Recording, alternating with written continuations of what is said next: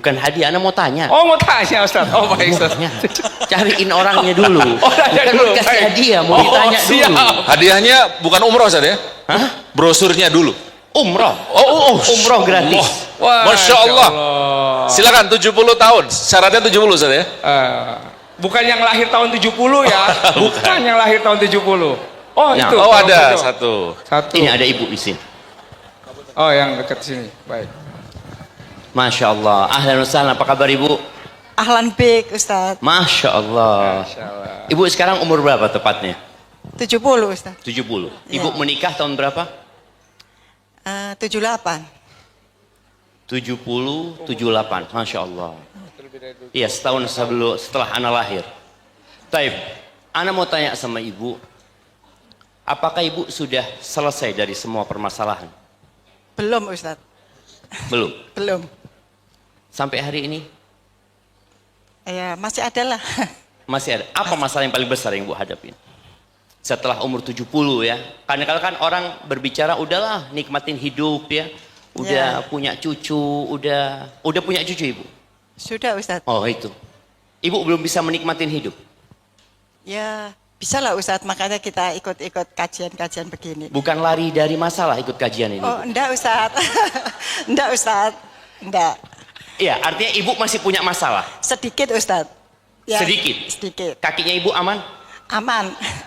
Alhamdulillah. Iya, masalah terbesar yang ibu hadapi sekarang apa? Apa ya Ustaz? Tidak ada insya Allah ya. Ya enggak ada. Urusan dunia semua remeh insya Allah. Iya Ustaz. Insya Baik, Allah. ibu kasih hadiah ibu itu Masya Allah. Masya Allah. Mana hadiahnya kasih? Mana Silakan hadiahnya? hadiahnya. Mana Mbak? Oh itu udah disiapkan. Baik, pertanyaan kedua. Dari Surabaya Ustaz, beliau dari Surabaya. Masya Masya Allah. Jauh-jauh dari Surabaya. Jauh-jauh Masya dari Allah. Surabaya. Barakallahu fiik. Taufik barakallah. Baik, pertanyaan yang kedua, buat yang baru menikah. Masya Allah. Yang baru menikah. Masya Allah, Masya Allah. Pernikahannya umur 3 bulan. 3 bulan menikah. Nah, itu Wah tuh. ada ya? Masya Allah. Mohon maaf, saya harus melewati. Itu kalau kesandung, suami masih bilang, yang salah batunya Ustaz. Gitu, itu 3 bulan gitu. Iya. Baik. Sebelum menikah punya masalah nggak? Tapi bismillah, ada Ustadz. Ada. Sebelum menikah. Kebayang nggak setelah menikah masalahnya hilang? Belum Ustadz. Jadi setelah 3 bulan menikah ini masih punya masalah? Alhamdulillah sudah mulai ringan, setidaknya teratasi karena sudah menikah. Masya Allah. Oh, dulu masalahnya belum nikah gitu loh. Oke. Setelah menikah masalahnya karena menikah. Mungkin masih, enggak, dia bilang tadi setelah menikah 3 bulan. Lebih ringan. Masalahnya lebih ringan. Mungkin baru 3 bulan Mbak. Iya, karena baru 3 bulan jadi ringan gitu Masih kan. ringan. Masih ringan. Tapi barakallahu fik, kasih hadiahnya mbaknya. Masya Allah. Dari aslinya Kendal Ustadz, sekarang tinggal di Bantul. Oh, Masya Allah, Masya Allah, barakallahu fiik. Tapi pertanyaan yang ketiga, kasih hadiahnya mbaknya. Pertanyaan yang ketiga, Pertanyaan. buat yang janda. Masya Allah. Tapi janda muda. Nah, nggak mau janda tua nah. Di bawah 40 tahun Ustaz ya? Iya, janda Wah. di bawah 40 tahun. Ustaz Afan, janda semangat sekali Ustaz. Masya Masya Allah. itulah janda. Oh semangat banget nih Zada Ustaz. Iya. Baik. Di bawah 40 tahun katanya. Oh di bawah 40 tahun. Iya, janda di bawah 40 Bu, tahun. di bawah 40 rebutan. tahun. Bukan kelahiran 40 tahun. Oh belakang ya. Janda. Ngapunten di nggih. bawah 40 Ada yang tahun. bilang, "Saya Mas, saya kelahiran 40." Bukan. Ngapunten, Masya Allah. Ngapunten. Oh, ada yang protes, yang punya suami juga Ustadz nanti katanya. Gimana? Habis ini yang punya suami boleh juga, jangan janda doang katanya. Loh itu sudah ada yang punya suami tadi. Baik. Silahkan memperkenalkan dirinya dulu. Serius ya? Loh, kalau janda disuruh memperkenalkan diri, Ustaz. Gawat. Gawat Ustaz ini. Nah, supaya nggak perkenalannya di terakhir nanti. Ya, tafadhali. Assalamualaikum warahmatullahi wabarakatuh. Waalaikumsalam warahmatullahi wabarakatuh. Memperkenalkan diri apa? Nama saya Tengku Nilo Rafina. Apa nih? Asal saya dari Medan. Masya Allah. Terus Tapi tinggal di Jogja. Nggih, iya. Iya. Allah. Janda cerai, janda mati. Suami saya berpulang Ustaz. Udah meninggal dunia. Oh, Nggih. meninggal. Rahimahullah. Kehidupan sekarang dengan sebelum ditinggal suami bagaimana? Masalahnya lebih besar atau lebih senang ditinggal suami? Masalahnya masing-masing ada, sebelum dan sesudah Tetap ada masalah. tetap ada masalah. Jazakillah khair. Itu poinnya. Tapi kasih hadiahnya. Baik. Masya Mau Allah. jadi janda, mau punya suami, mau sudah tua, mau belum nikah, kita nggak akan pernah lepas dari masalah. Kasih Mbak, sehat-sehat. Maka kenapa daurah kita berbincang tentang mengadu kepada Allah Azza wa Jalla. Hanya saja sebelum kita mengkaji buku ini, ana ingin mengingatkan bahwa nikmat yang Allah berikan itu jauh lebih besar daripada masalah yang kita hadapi. Hanya saja kita sering lupa. Manusia itu sering mengingat keburukan dan lupa dengan kebaikan. Itu tabiat manusia.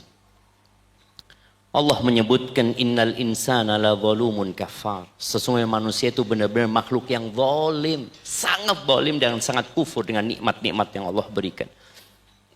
Buktinya apa? Kita sering curhat. Kita sering mengadu.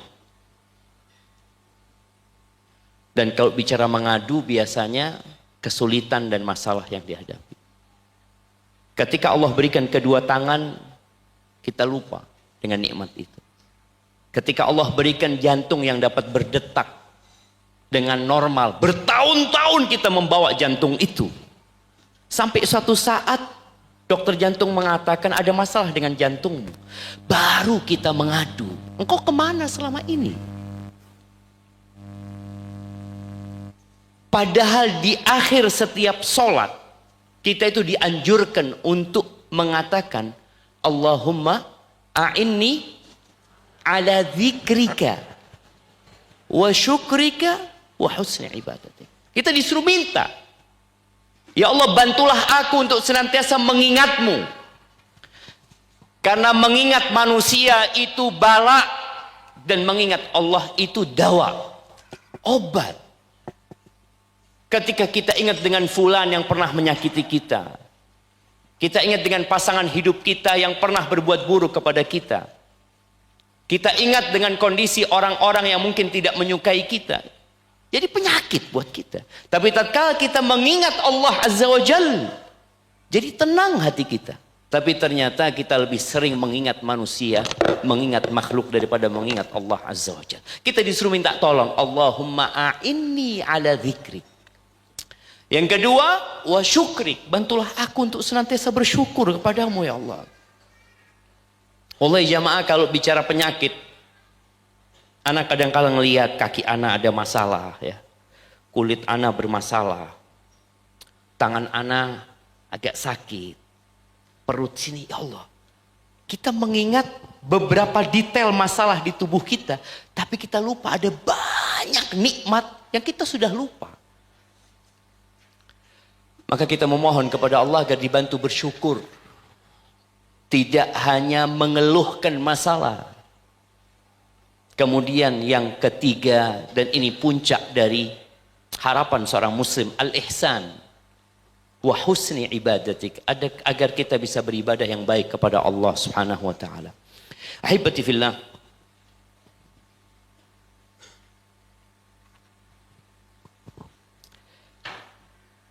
Allah menciptakan manusia itu lemah. Allah mengatakan wa khuliqal insanu dha'ifa. Dengan semua kelemahan yang ada di diri hamba, hamba itu dituntut untuk menjadi kuat dengan Allah Azza wa Jalla. Makanya tatkala kita keluar dari rumah kita baca apa? Bismillahi, dengan nama Allah. Ketika kita makan kita katakan Bismillah. Ketika kita mau berbuat apa saja kita senantiasa mengucapkan asma Allah. Karena memang kita butuh bantuan Allah Azza wa Jalla. Lalu kita mengatakan tawakkaltu ala Allah. La haula wa la quwata illa billah. Nah, anak ingin kita membaca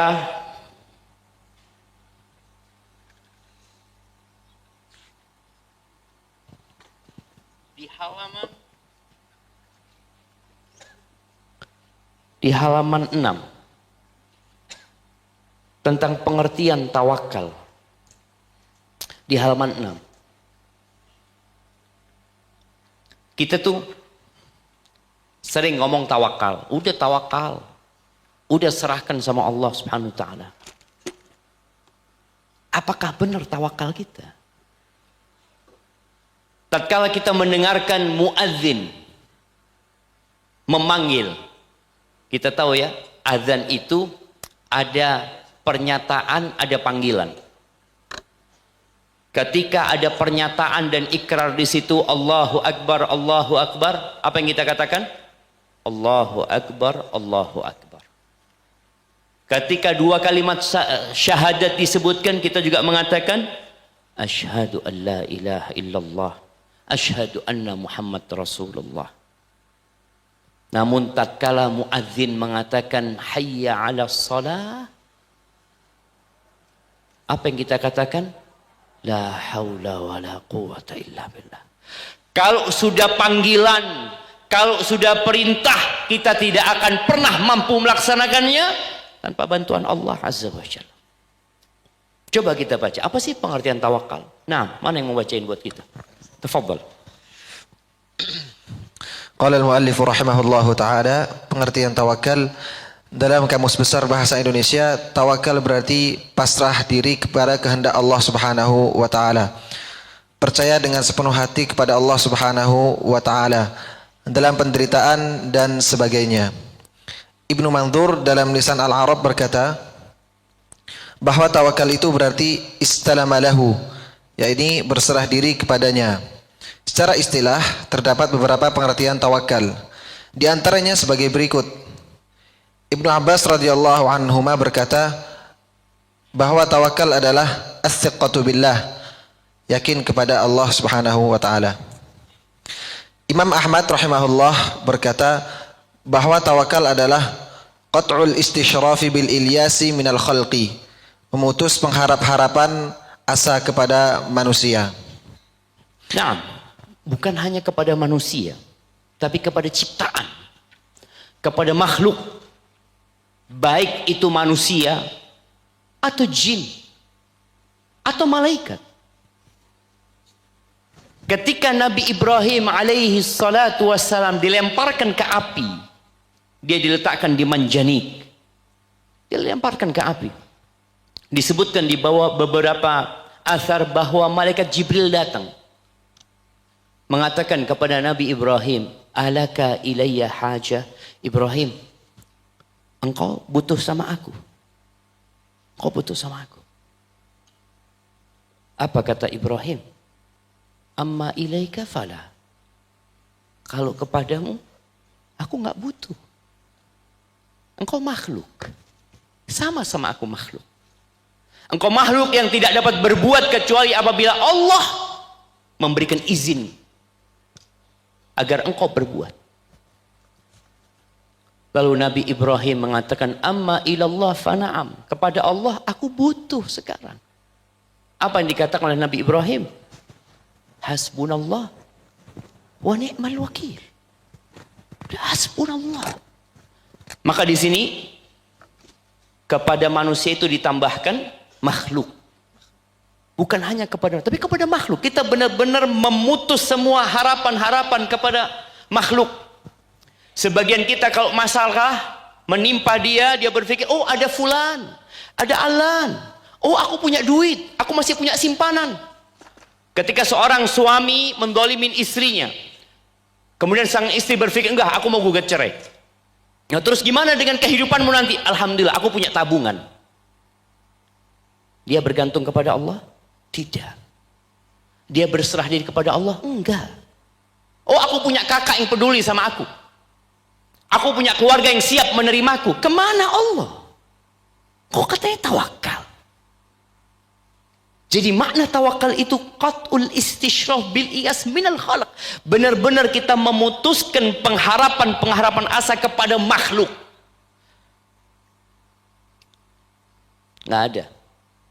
Bersandar kepada tabungan, bersandar kepada pekerjaan. Sebagian orang tua ketika menyuruh putrinya sekolah tinggi dan bekerja, apa kata orang tuanya? Nanti nak, kalau engkau punya masalah sama suamimu, kalau engkau diceraikan, engkau sudah punya pekerjaan. Ini belum nikah sudah disiapkan untuk bercerai. Jadi orang tuanya, ya apa coach? Ada orang tua kayak gitu. Gimana Ibu, ada? Yang jawab? Emak-emak. Mama Ustaz. Insya Allah. Iya, jadi memang disiapin dia untuk berpisah sama suaminya. Karena aku nggak tahu dengan takdir nanti gimana masa depanmu. Ya udah, engkau kerja sekarang. Jadi kalau ada apa-apa engkau sudah siap. Kemana Allah gitu loh. Masya Allah. Ini yang namanya tawakal. Kan coba dibaca ucapan Ibnu Rajab. Ibnu Rajab rahimahullah dalam Jami' al-Ulum wal Hikam berkata bahwa tawakal adalah sidqu i'timadil qalbi 'ala Allah 'azza wa jalla fi istijlabil masalihi wa daf'il madari'i fi umurid dunya wal akhirati kulliha. Bersandarnya hati kepada Allah Subhanahu wa taala dalam meraih maslahat dan menolak madarat untuk seluruh urusan dunia maupun akhirat. Jadi sejatinya tawakal dan doa yang tadi mungkin udah dibahas cukup panjang sama Ustaz Abdul, itu manifestasi dari ikrar kita setiap sholat, iyyaka na'bud wa iyyaka nasta'in. Hanya kepadamu ya Allah kami beribadah. Hanya kepadamu kami berdoa, kami meminta. Karena doa itu adalah ibadah. Hanya kepadamu. Wa iyyaka nasta'in, itu makna tawakal. Dan hanya kepadamu kami meminta pertolongan. Dalam urusan dunia dan urusan akhirat. Kebanyakan kita enggak sama. Dan bicara tawakal, ingat tawakal itu amalan hati, bukan amalan fisik. Maka di halaman 8 di sini Ustaz Muhammad Abduh Tuasikal menjelaskan tentang tawakal yang keliru. Kelompok yang pertama, ya udahlah, serahkan sama Allah. Engkau nggak kerja, loh, takdirku sudah ditulis 50.000 tahun sebelum penciptaan langit dan bumi. Kalau Allah mau kasih rezeki, Allah kasih. Ketemu orang kayak gitu? Banyak Ustaz. Enggak lah, nggak banyak lah. Oknum maksudnya Ustaz. Oknum, iya. Nah, ada orang yang mungkinkah emak-emak ingin punya anak tapi dia tidak menikah? Insya Allah lah, kalau takdirnya Allah datang tuh anak, insya Allah. Nah, secara akal dan secara syariat tidak benar, tapi ada. Kemudian yang kedua, kelompok yang bersandar kepada sebab. Ya, dia kerja, dia usaha. Dia lupa bahwa semua usaha dia tanpa bantuan Allah sia-sia. Yang benar itu yang ketiga, menggabungkan tawakal dan usaha. Hatinya bergantung kepada Allah, fisiknya berupaya dan bekerja semaksimal mungkin. Karena tawakal amalan hati. Ingat ketika Nabi SAW perang Uhud, Nabi itu pakai baju besi double. Nabi. Kenapa? Ini usaha. Ini amalan raga kita. Lisan kita juga mengatakan bismillah tawakkaltu 'ala Allah. Beliau pakai baju besi double. Hatinya tidak bergantung kepada baju besi. Hatinya tidak bergantung dan bersandar kepada pedang yang dipegang Nabi SAW. Hatinya tetap bersama Allah Azza wa Jalla. Itulah tawakal. Makanya kita sering mendengar tawakal seperti burung. Coba dibaca hadisnya di halaman 9 ini. Dari Umar bin Khattab radhiyallahu anhu, dari Nabi sallallahu alaihi wasallam, beliau bersabda, "Lau annakum tawakkaluna 'ala Allah haqqa tawakkulihi la razaqakum kama yarzuqut tayr taghdu khimasan wa taruhu bitanan."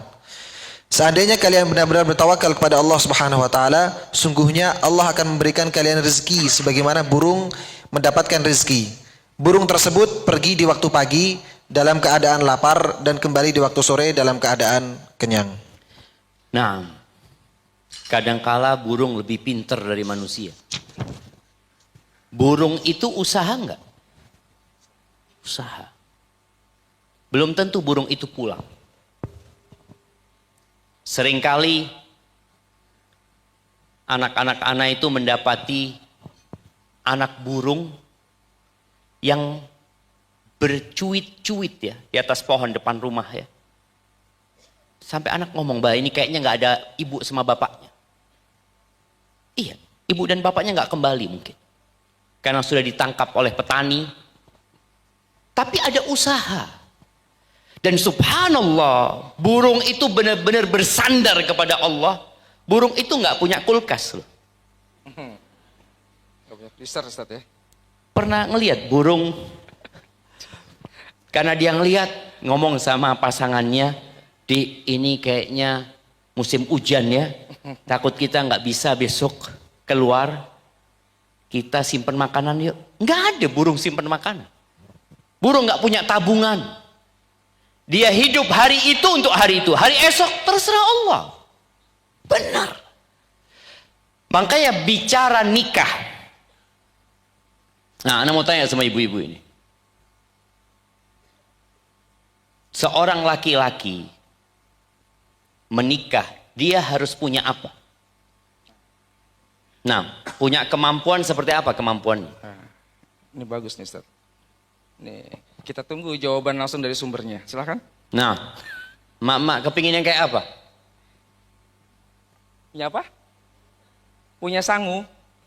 Oh, ilmu Ustaz. Oh, ilmu. Oh, ilmu. Maaf Ustaz. Kalau ngomong ilmu, Ustaz.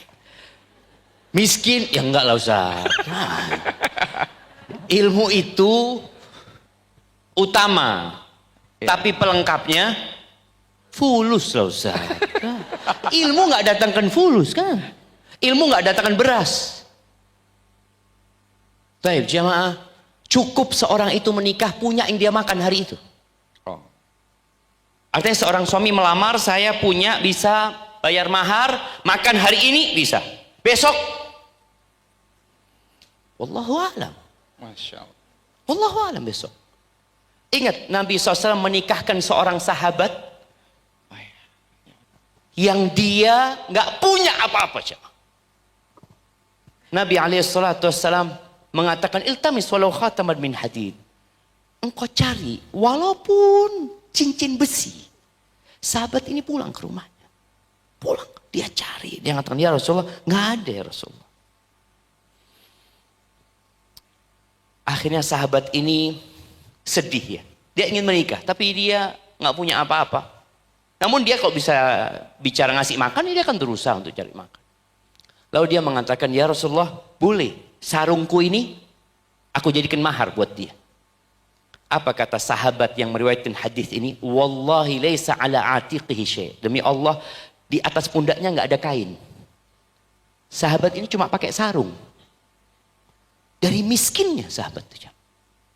Kata Nabi SAW, kalau sarungmu jadi mahar, Pakai apa Ustaz ya? engkau engkau pakai apa kata dia. Akhirnya diam sahabat ini. Benar-benar dia itu, ya ini yang aku punya gitu. Lalu Nabi SAW mengatakan, engkau hafal Al-Quran? Iya, aku punya. Aku hafal surat ini, surat ini, surat ini. Akhirnya dinikahkan sama Nabi SAW. Besok makan apa? Wallahu a'lam.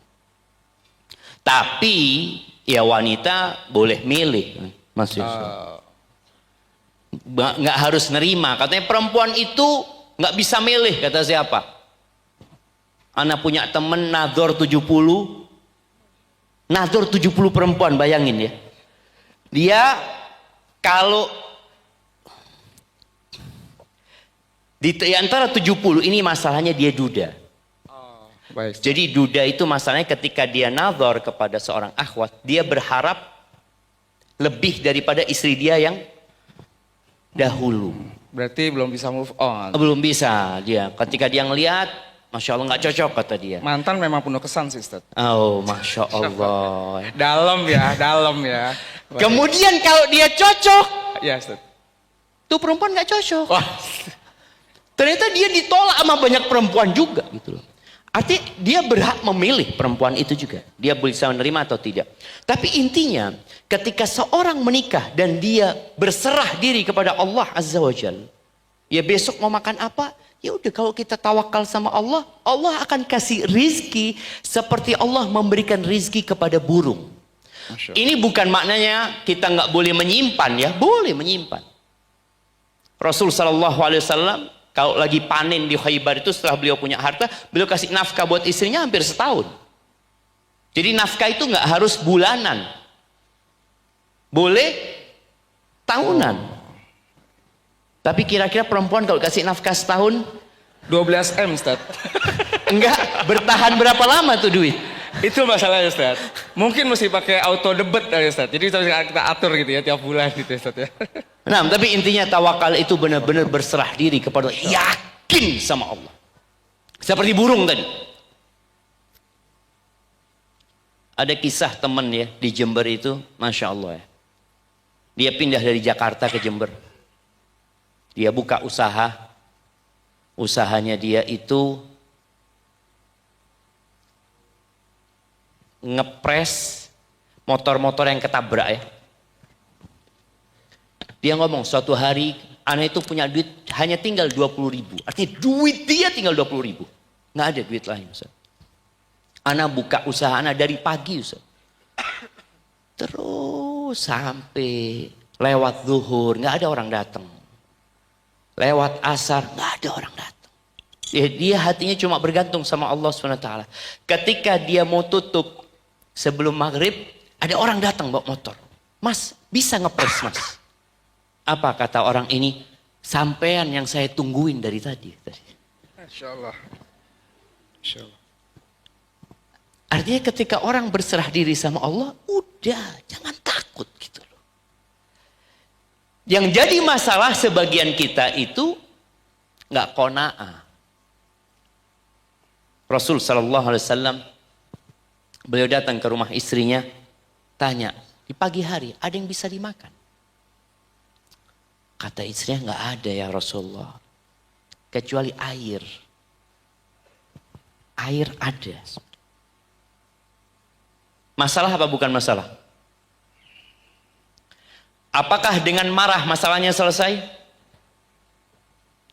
Terus bagaimana cara menghadapi masalah itu? Kata Nabi SAW, idzan ana shaim. Kalau gitu hari ini aku puasa. Selesai. Tapi sebagian kita kan enggak. Mengajak suaminya berantem. Gara-gara engkau.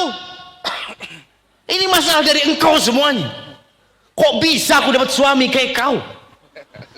Udah nggak ada makanan. Yang ada berantem, nggak selesai masalah. Ketika idzan ana shaim, puasa. Doanya orang puasa itu mustajab. Udahlah kita puasa. Bukan berarti kita nggak usaha, udah kita usaha gitu loh. Tapi jangan sampai masalah itu menambah masalah. Ada slogan mengatasi masalah dengan masalah Ustaz. Oh iya salah ya. Nah, Nih, kita kalau tawakal dapat apa? Jemaah, tawakal ini dalam banget ya. Bagaimana orang percaya menyerahkan kepada Allah SWT sampai Ibnu Qayyim tuh mencontohkan seperti bayi. Bayi itu nggak bisa berbuat apa-apa. Dia hanya bisa berserah diri kepada siapa? Bapak ibunya. Bapak ibunya.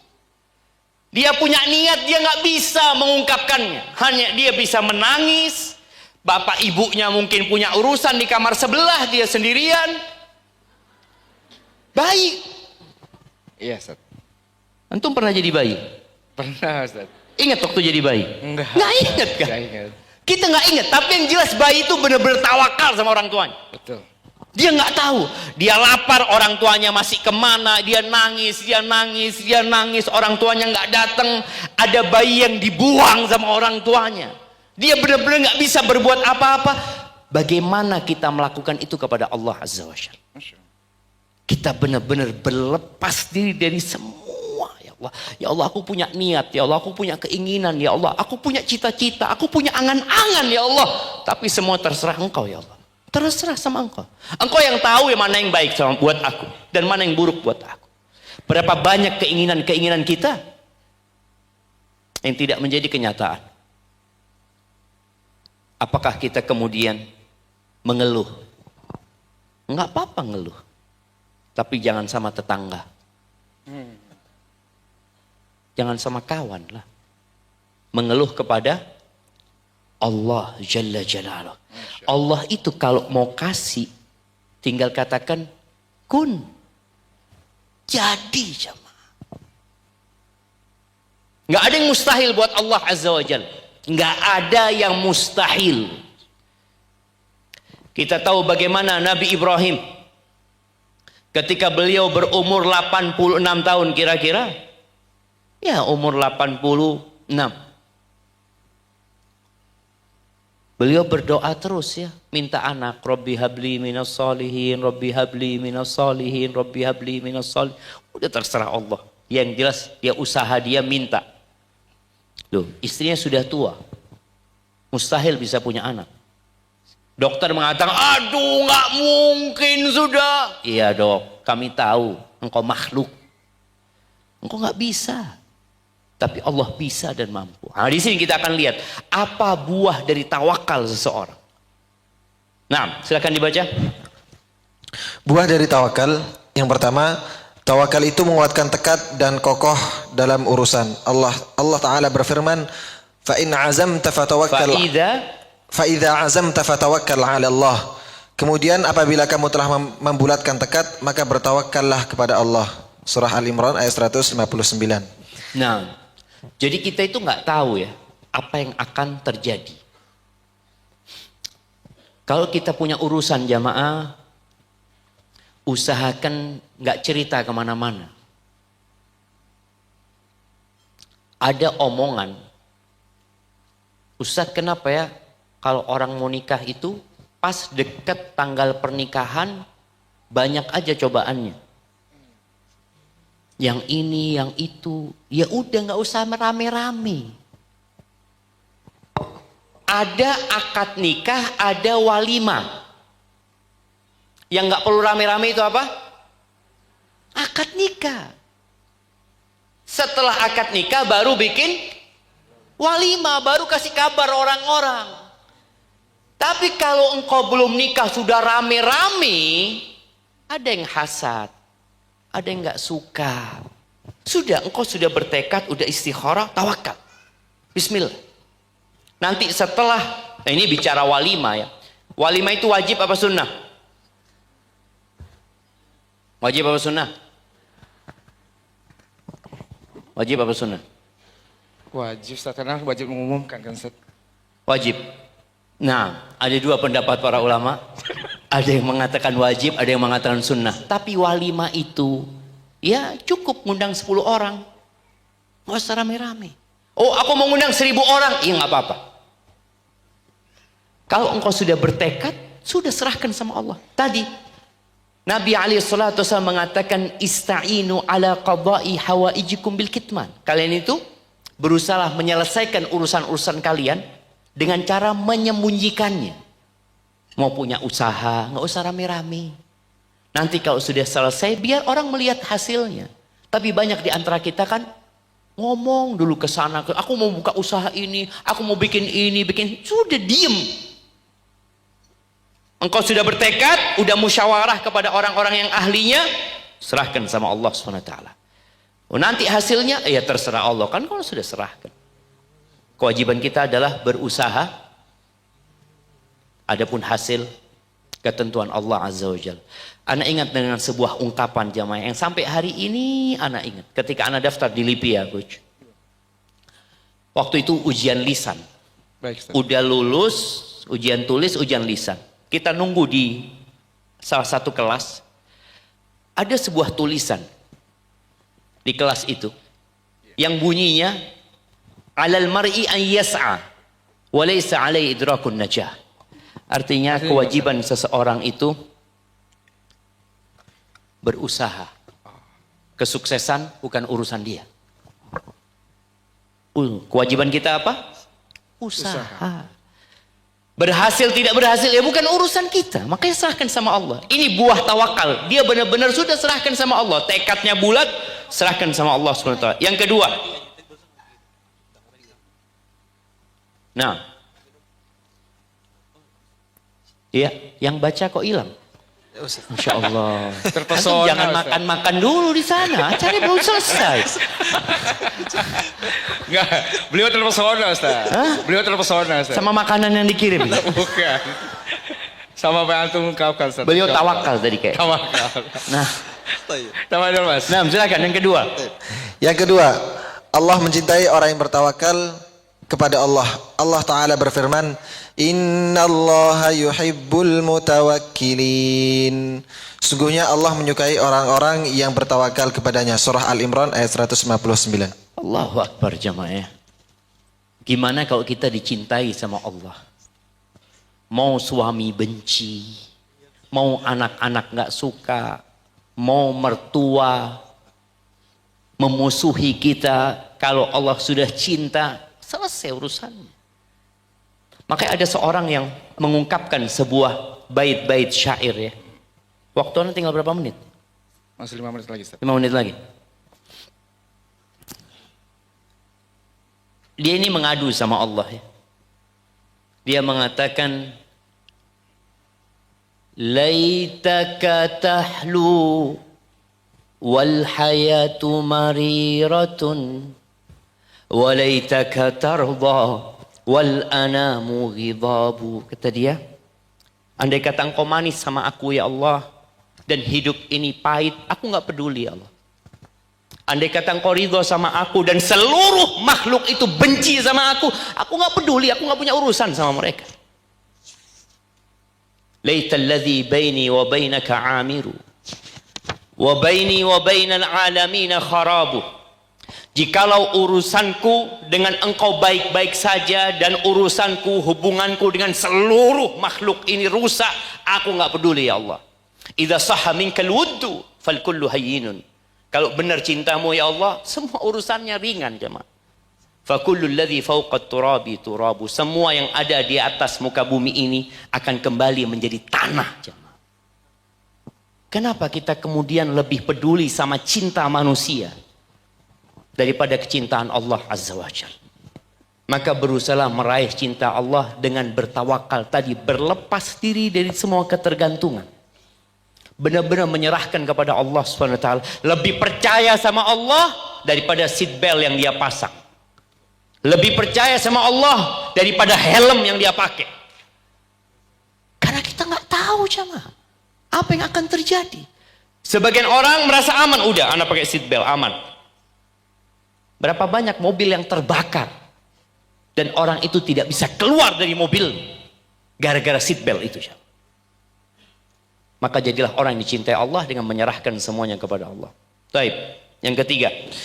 Yang ketiga, tawakal kepada Allah akan mewariskan pertolongan, kekuatan, kuatnya hati dan keberanian. Allah Ta'ala berfirman,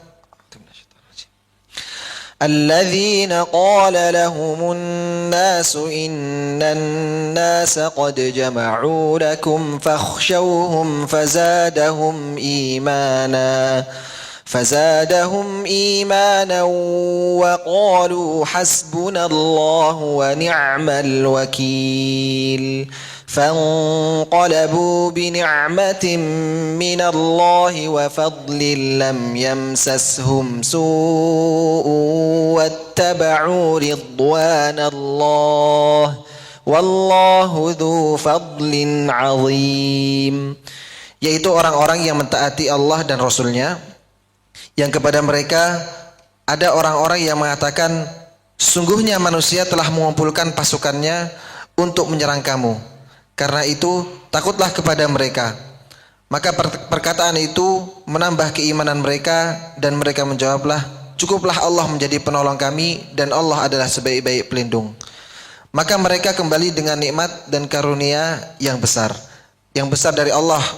Maka maaf kami ulangi. Maka mereka kembali dengan nikmat dan karunia yang besar dari Allah. Mereka tidak mendapat bencana apa-apa. Mereka mengikuti keridhaan Allah Subhanahu wa taala, dan Allah mempunyai karunia yang besar. Surah Al-Imran ayat 173 sampai 174. Jemaah, betapa seringnya ya ketika kita mengadu kepada manusia. Manusia itu menakut-nakutin kita. Oh, nanti kamu kayak gini, nanti kamu kayak gini. Sering kita ditakut-takutin. Dan Rasulullah SAW bersama sahabatnya pernah ditakut-takutin. Mereka akan diserang, mereka akan dibantai oleh orang-orang musyrikin. Dan datang orang-orang musyrikin tersebut. Apa yang dikatakan para sahabat? Seperti yang dikatakan Nabi Ibrahim. Hasbunallah wa ni'mal wakil. Wallahi jamaah, tidak akan terjadi kecuali yang Allah tetapkan dan tentukan.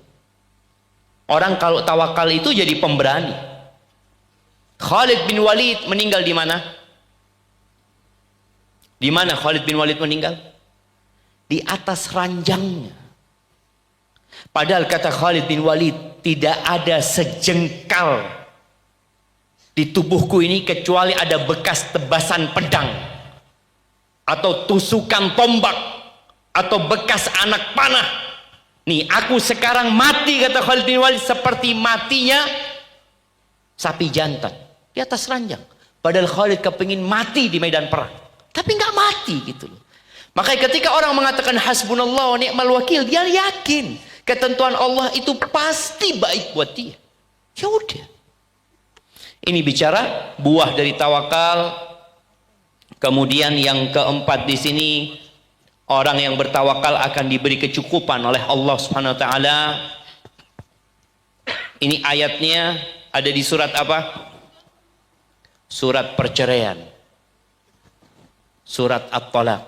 Karena biasanya orang kalau cerai itu banyak putus asa. Oh gitu Ustaz ya. Iya. Dia kadangkala kalau selama ini sebagai ibu rumah tangga, dia akhirnya mikir, ana gimana Ustaz ya? Padahal ibu ana sudah nggak ada, bapak ana sudah nggak ada. Ana juga bukan pekerja. Ternyata ana diceraikan sama suami ana. Ini ayatnya. Wa man yatawakkal 'ala Allah fahuwa hasbuh. Allah akan mencukupi. Tapi kalau seorang wanita pekerja ketika diceraikan, apa yang dia lakukan? Alhamdulillah, saya sudah persiapan sejak dulu. Siap. Tapi ini yang kelima, tawakal adalah sebab mendatangkan rizki. Jadi mendatangkan rizki itu bukan hanya bekerja, bukan hanya berusaha. Jadi ibu-ibu yang membantu suaminya bekerja, tolong bantu suaminya dengan bertawakal. Suaminya selalu ketika berangkat kerja katakan, Mas, jangan lupa baca doa Bismillahi tawakkaltu ala Allah. Aku yakin yang sampai ke rumah ini yang ditetapkan oleh Allah Subhanahu wa taala. Tolong dibantu bukan hanya dengan bekerja, Allah. tapi dengan tawakal. Barakallahu fiik, itu mungkin. Baik, Ustaz, Masya Allah. Berkaitan dengan tadi masalah talak, putus asa. Ini ada pertanyaan bagus nih, Ustaz. Dari beberapa pertanyaan yang disampaikan saya. Ustaz, saya korban KDRT. Nah, Tapi saya diam saja karena anak. Berkaitan dengan tawakal yang artinya berserah diri, pertanyaannya adalah, apakah tawakal saya salah? Kalau saya diam saja dan membiarkan suami melakukan hal tersebut, apakah itu bagian dari pasrah dan tawakal saya kepada Allah dengan kondisi yang ada? Yang ketiga, sikap yang tepat dengan kondisi saya seperti ini bagaimana Ustadz agar menjadi bagian pahala buat saya? Tepat Ustadz? Nah, Ini kelihatannya ada yang tanya ada di sini. Iya jelas Ustaz, karena itu pertanyaan dari Nah, Insya Allah. cuma anak kepingin tanya ibu-ibu ya. Adakah suami yang marah kemudian melakukan KDRT tanpa sebab?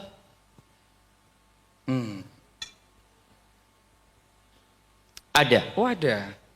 Bawa ke rumah sakit jiwa itu. Bawa ke rumah sakit jiwa. Yes. Kemarin yang lagi viral. Cut Intan Ustaz. Jangan aneh-aneh. Hafal ya. Ah, Allah. Ternyata masuk follower. kelepasan saya Ustaz. Dah. Apa yang menyebabkan suaminya itu kemudian memukulin istrinya? Ibu-ibu, anak kepingin ibu-ibu yang jawab. Ibu-ibu jawab deh. Oke. Nah kalau saya jawab ketahuan kalau saya. Anak tahu Islam. suaminya nggak benar. Baik. Suaminya dikatakan selingkuh ya, Iya. suka melakukan KDRT. Cuma ingin tahu di video itu apa yang menyebabkan suaminya kemudian melakukan KDRT? Siapa yang mau jawab? Ayo angkat tangan yang jawab, ada hadiahnya. Ayo, ada hadiahnya. Wah, ini oh ya, ada tanda tangan. Silakan, Mbak. Oke, kita coba dengarkan investigasi seperti apa? Investigasi insert. Seru nih Ustaz nih. Karena di Twitter, X sama di Instagram itu beda pendapat ya dari para netizen. Ada Silakan. khilaf di antara mereka. Ada khilaf di antara netizen. Jadi netizen sama warganet berdebat. Berdebat, Nah. luar biasa dengan dua platform yang berbeda. Silakan. Nah, silahkan. Bismillahirrahmanirrahim. Nama saya Zahra dari Purworejo. Yang menyebabkan tadi kalau nggak salah suaminya influencer ya, Ya. yang menyebabkan dia melakukan KDRT. Kalau dari Video itu. dari video itu suami melihat video negatif. Siap. Lalu yang kedua suami ada rasa kurangnya. Enggak, yang dilakukan istrinya. Suaminya udah nggak bener. Ya. Yang dilakukan istrinya waktu itu apa? Triggernya apa? Selain lihat video. Enggak, suaminya nggak bener. Udah, suaminya nggak bener. Iya Ustaz. Anak ini bicara istri. Iya Ustaz, iya Ustaz. Nah, Baik. nggak bicara suami. Oke, siap. Aduh. Jadi suami melakukan itu karena ada rasa yang belum selesai pada diri suami. Ada yang belum selesai pada diri suami. Ya, tapi yang kedua adalah kalau saya dari sisi psikologi yang tadi ya, tapi kalau saya lihat dari sisi Islam, istri ini salah karena menyebar aib dirinya yang mana belum, bukan itu pertanyaannya. Kasih hadiahnya tapi. Yang mana Udah kasih Ustaz? hadiahnya. Yang mana Ustaz Baik, pertanyaan? barakallahu fikum. Nah, Ana bukan meminta tanggapan dari sisi Islam, tapi di video itu apa yang menyebabkan suami kemudian memukulin istrinya? Tuh ada yang angkat tangan tuh. Sebelah tengah. Oh, Kasih baik. mic-nya. Belah kanan. Mana? Oh, itu dulu, baik. Boleh. Baik. Ya, bismillahirrahmanirrahim. Assalamualaikum warahmatullahi wabarakatuh. Waalaikumsalam silakan. warahmatullahi Saksi wabarakatuh. digital bagaimana? Saya Rina dari Jogja. Oh, baik. Barakallahu fik. Nah, silahkan Ibu. Wafika barakallah. Menurut saya ini dikarenakan suami merasa istri tidak bisa melawan dan istri itu hanya makhluk yang lemah. Jadi dia bisa melakukan apa aja ke istri gitu. Siap kasih hadiahnya, tapi bukan itu jawabannya. Iya. Oke, masalahnya kalau ngobrol sama perempuan, Ustaz, Ini harus susah. membedakan antara dua. Kebenaran atau pembenaran. Ya, yang depan sih, yang depan. Kasih mic-nya yang paling depan. Depan. Ya, silakan. Tapi Mana kalau mic, ini mic, salah Mbak? nggak dapat hadiah. Depan, Mbak. Mic, Mbak. Silakan, Yang depan Mbak. sini. Oke, iya, Mbak. Sebentar. Ini dulu, boleh. Nanti setelah itu baru ke sana. Satu masalah ternyata ada banyak kepala ya. Itu dia, Ustaz. Jadi kalau ada masalah di Instagram atau di X Twitter, yang seru itu komentarnya, Ustaz. Oh Allah, Lanjut, Ustaz. nah Ibu, silakan. Assalamualaikum, saya Titi dari Waalaikumsalam Jakarta. warahmatullahi Baik, Bu wabarakatuh. Titi. Kalau melihat dari video itu karena istri merebut HP suami. Oh, Betul, iya, iya. betul. Iya. Iya. Ya, jazakillah khairan. Kasih hadiahnya. Asli ya. Masya Allah. Jadi ibu-ibu, kenapa anak katakan kalau suaminya marah tanpa sebab, bawa ke rumah sakit jiwa. Karena di dalam agama kita, mengingkari kemungkaran itu syaratnya tidak boleh menimbulkan kemungkaran yang lebih besar. Baik. Suami nonton Ya. yang tidak diperbolehkan dalam agama. Oke. Coba antum pegang. Ya, Ustaz. Ya, Oke. dia lagi nonton, dia lagi main game lah. Oke, Ustaz, ya. Oh, udah lagi mau menang ini, kata istrinya, bertakwalah kepada Allah. Masjid, udah azan. Ayo, kok kapan jadi orang kayak gini terus? Sampai kapan gitu kan? Bagaimana sikap suami? Marah. Marah. Makanya Nabi SAW mengatakan, barang siapa yang melihat kemungkaran, rubahlah dengan tangan, bagi yang mampu. Mampu itu ada tadi persyaratannya, jangan sampai menimbulkan kemungkaran yang lebih dahsyat. Wanita ini lemah, suami itu pemimpin, walaupun suaminya zalim, dia lebih kuat secara fisik. Ketika istrinya melakukan tindakan yang membuat dia marah, loh iya tapi kan suaminya dulu Ustaz. Ini kita membangun rumah tangga mau dapat sakinah, bukan mau berantem. Bukan, suaminya salah betul. Tapi apakah ketika seorang istri merampas HP suami, masalahnya selesai? Nggak selesai. Bagaimana mengingkari kemungkaran tersebut? Dengan lisan. Perempuan ini punya senjata yang tidak dimiliki laki-laki. Nangis tadi. Betul. Oh, nangis. Iya betul. Kasih hadiah, Coach. Kasih hadiah. Jadi perempuan itu jangan sok kuat kalau sama suaminya. Oh Ustaz, tapi ana lihat Ustaz di tetangga, Masya Allah suaminya nurut sama istrinya. Itu suami tetangga, bukan suamimu gitu loh. Kita ini semua tahu sama suami kita. Suami anak, suami ibu-ibu. Ibu tuh tahu sama karakter suaminya. Suaminya pemarah. Suaminya masalah sedikit jadi besar. Engkau sudah tahu. Walaupun suami yang bikin masalah, bagaimana marahnya itu tidak sampai terjadi KDRT. Suaminya dipegangin. Nih para istri ya, kalau suaminya melakukan kesalahan katakan, Mas, katakan aku, minta maaf Mas. Tapi kebanyakan perempuan apa? Kamu. Kalau sudah kamu ini nantang. Akhirnya masalah tadi yang seharusnya tidak selesai, akhirnya yang selesai tanpa KDRT terjadi KDRT. Udah tahu suaminya pernah KDRT, berarti udah tahu tuh istri. Biasanya kalau aku ngelawan KDRT, kalau aku jawab KDRT, kalau aku ini istri udah tahu dengan karakter suami. Maka tolong jangan diulangin. Tujuan berumah tangga itu adalah tadi sakinah, mawaddah, dan rohmah. Dan ternyata istri ketika nuntut, istri ketika teriak-teriak tidak menyelesaikan masalah. Maka bagaimana tadi dengan menangis, mengatakan, Mas aku minta maaf Mas. Aku minta maaf. Aku mungkin selama ini yang belum berkhidmat kepadamu. Aku rendahkan dirimu, suami akan tahu diri, malu dia. Iya Ustaz, kalau suami yang benar. Ini gimana terus? Jadi tolong ibu-ibu usahakan KDRT tidak terjadi. Baik. KDRT tidak terjadi. Ada cerita yang mungkin sebuah permisalan ya. Baik. Ada seorang yang mengadu mengatakan kepada seorang ustadz, anak punya suami ini na'udzubillah ustadz, temperamental, gampang marah ini. Pokoknya yang dilihat itu kelakuan buruk suaminya. Taib. Engkau kepingin suamimu benar? Iya. Aku kepingin demi anak-anak rumah tangga itu baik. Kata dia, engkau datangkan 3 kumisnya singa. 3 kumisnya singa. Katanya gimana? Ya udah terserah, engkau katanya kepingin suamimu Benar kata dia. Akhirnya dia berangkat ke tempat penangkaran singa.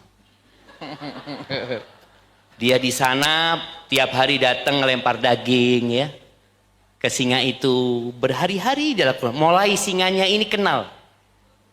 Ketika ngeliat perempuan ini datang dia senang. Karena bakal dikasih makan gitu loh. Kasih makan sampai dia bisa ngelus-ngelus itu singa. Ketika singanya tidur, digunting kumisnya. Dia datang ke gurunya. Ini kata gurunya, Allahu Akbar. Singa bisa nurut sama engkau. Berarti Kau bisa potong kumisnya singa. Masa suamimu nggak bisa? Adik suamimu tidak sejahat singa gitu loh.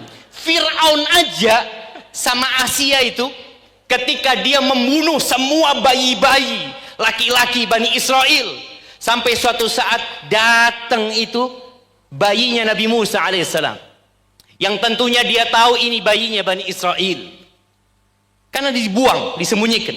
Apa kata istrinya? La taqtuluh, jangan dibunuh. Fir'aun tidak bunuh, jangan. Istri itu punya sesuatu yang nggak dimiliki oleh orang lain. Maka tolong berikan pelayanan, rendahkan dirimu. Tadi menangis ya, tunjukkan bahwa engkau yang salah, engkau yang salah. Maka dalam hadis Nabi SAW ketika menyebutkan wanita-wanita penghuni surga, itu yang kalau dizalimin sama suaminya atau menzalimin suaminya, siapa yang minta maaf? Istri. Tapi istri disuruh minta maaf. Allahu Akbar, muter sini.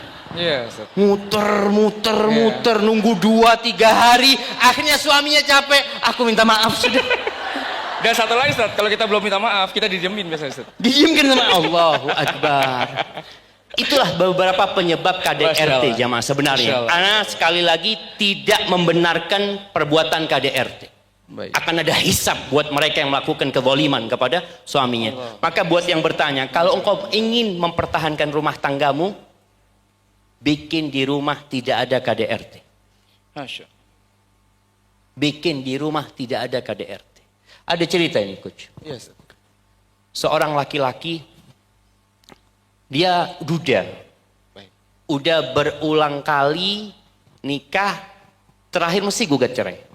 Istrinya itu. Akhirnya ketika dia melamar seorang wanita, dia cerita, aku ini seperti ini kata dia. Aku sudah pernah nikah, gagal lagi, kata dia. Lalu kata calon istrinya, iya. Kata apa kata istrinya? Atau calon istrinya, yang membuatmu berlaku buruk itu adalah istri-istrimu. Mereka yang memaksamu untuk melakukan tindakan kekerasan.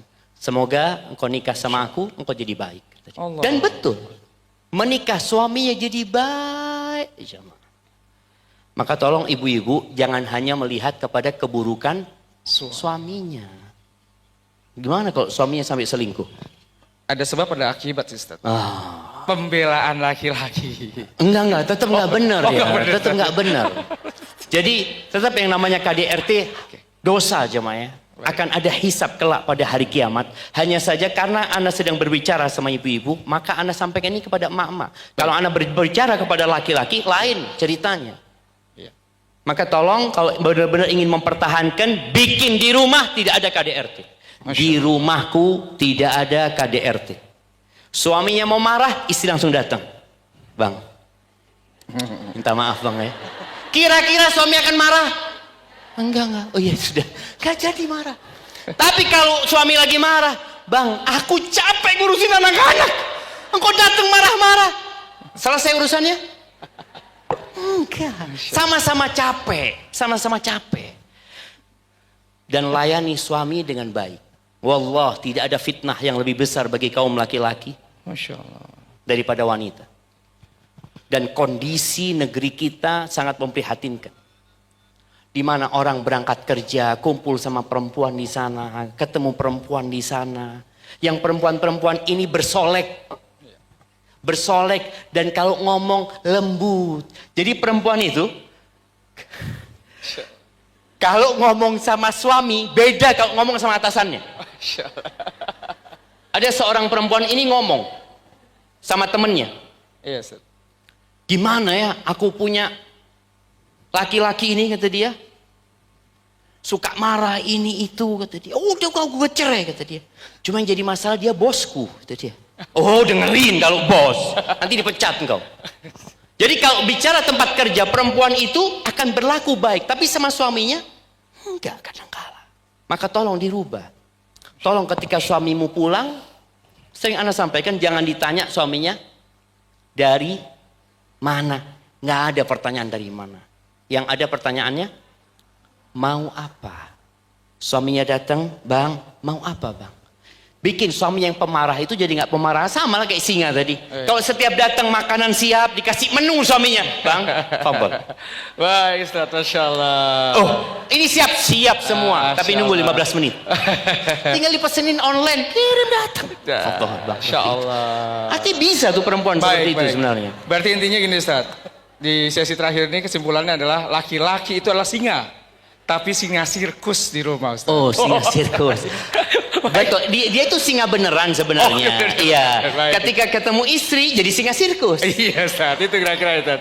Baik, Masya Allah, waktunya sudah habis Ustaz, mohon izin. Mudah-mudahan sesi ini sangat bermanfaat buat kita dan saya berikan kesempatan Ustaz untuk istirahat di VIP room. Istirahat. Belum capek kita ini.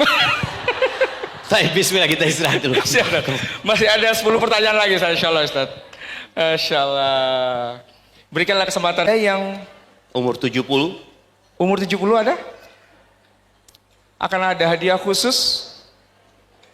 Bukan hadiah, Anda mau tanya. Oh mau tanya Ustaz. Oh baik Ustaz. Cariin orang